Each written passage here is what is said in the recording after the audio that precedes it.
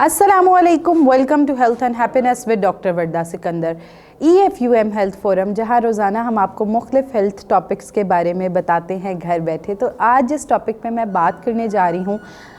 जैसा कि आप जानते हैं कि बहुत सारे लोग होते हैं, हर टाइम कंप्लेन कर रहे होते हैं कि हमारी बॉडी में एनर्जी सस्टेन नहीं रहती, हम जितना भी खा लें हमें थकावटी फील होती रहती है, हम जितना भी जो है वो वॉक कर लें या कुछ भी कर लें तो हमारी एनर्जी डाउन ही रहती है। हर टाइम जिस्म में मुख्तलिफ दर्दें होती रहती हैं और थकावट जो है वो हमेशा रहती है। तो सबसे पहले अगर मैं बात करती चलूँ कि हमारी बॉडी में ऐसी क्या चीज़ें हो रही होती हैं जिसकी वजह से ये सारी चीज़ें हो रही होती हैं।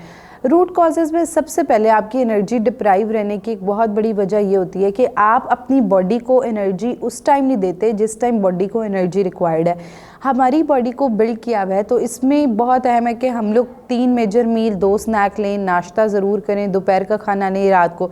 लेकिन जब हम नाश्ता नहीं करते, दोपहर का खाना नहीं खाते और शाम को डायरेक्ट खाना खा लेते हैं वर्क प्लेस पे काम की वजह से या विद एनी रीज़न, तो उसकी वजह से क्या होता है कि हमारी एनर्जी लो होती होती और लो हो जाती है। तो जब आप अपने आप को फूड देते हैं वो टेम्परेरी, उस फूड से उस टाइम की एनर्जी तो मेंटेन होगी है, लेकिन जो टाइम की आपने एनर्जी अपनी बॉडी को नहीं दी है उस टाइम तो बॉडी जो है वो एनर्जी डेफिशिएंट रही है। तो अब सबसे ज़रूरी तो ये है आ जाता है हमारे पास कि एनर्जी को बैलेंस करने के लिए आपने क्या करना है कि डोंट मिस योर मील्स। उसके साथ साथ जो है वो आपने बैलेंस डाइट का इंतखाब करना है और किसी स्पेसिफिक फूड ग्रुप पर रिलाई नहीं करना कि सिर्फ प्रोटीन्स खा लिए, सिर्फ कार्ब्स खा लिए, पूरे दिन में जो है वो ये फूड नहीं खाना, ये फूड नहीं खाना। हमारे सर से लेके पाँव तक बॉडी के ऑर्गन्स की डिफरेंट रिक्वायरमेंट्स हैं और उन रिक्वायरमेंट्स को पूरा करने के लिए इट इज़ वेरी इंपॉर्टेंट कि हम लोग अपनी बॉडी को वो सारे न्यूट्रिएंट दें जो हमारी बॉडी को रिक्वायर्ड है।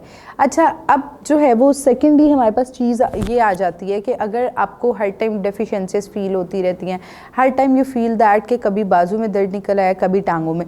अब क्या होता है कि जैसे मैंने पहले बात की, सर से लेके पाँव तक हमारी बॉडी में डिफरेंट ऑर्गन्स मौजूद हैं, वेन्स मौजूद हैं, सेल्स मौजूद हैं।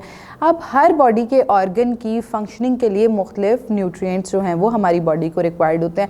अब होता क्या है कि हम मेजर न्यूट्रिएंट्स अपनी बॉडी को दे रहे होते हैं और सम टाइम हम जो माइक्रो न्यूट्रिएंट्स होते हैं जिनमें शामिल बी कॉम्प्लेक्सेस आ जाते हैं, उसके अलावा वाइटामिन्स आ जाते हैं, वो हम अपनी बॉडी को नहीं दे रहे होंगे तो हमारी बॉडी जो है वाइटामिन्स और मिनरल्स नहीं मिल रहे होंगे तो हमारी बॉडी की फंक्शनिंग जो है वो लो होती जाएगी। तो हमें चाहिए कि हम अपनी बॉडी को कोशिश करें A to Z जो है वो न्यूट्रिएंट्स दें।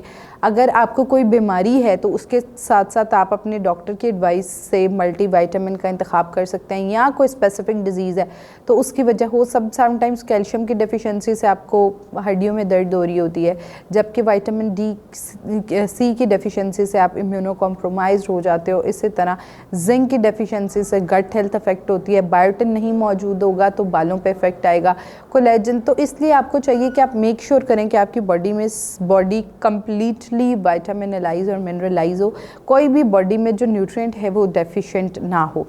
अच्छा, उसके बाद जो है वो बात आ जाती है कि जब हम फिज़िकल एक्टिविटी नहीं करते। Physical activity is very important. जहाँ फूड का इंटेक है वहाँ एनर्जी बर्न का प्रोसेस भी बनाया गया है। तो हमारी बॉडी में जो एक्सेस जो ऐसी चीज़ें होती हैं जो हमारी बॉडी की रिक्वायरमेंट की नहीं होती, और ख़ास तौर पे जो हमारा मसल है उसका फ्यूल जो है वो एक्सरसाइज है, वॉक है। तो जब हम अपने आप को सारा कुछ कर लेंगे लेकिन जो है वो एक्सरसाइज या फिर वॉक नहीं करेंगे।